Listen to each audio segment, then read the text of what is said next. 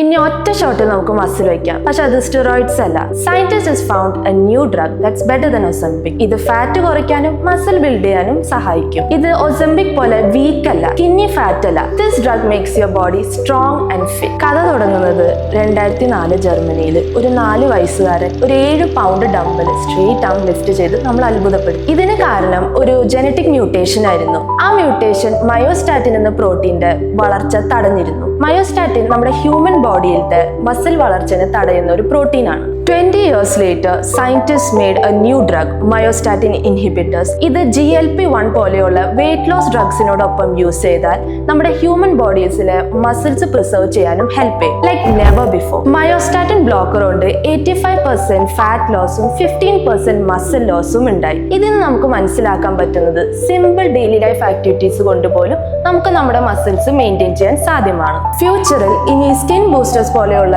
Weekly shots എടുത്താൽ നമ്മുടെ body ട്രാൻസ്ഫോർമേഷനെ easy ആയിട്ട് സപ്പോർട്ട് ചെയ്യാം.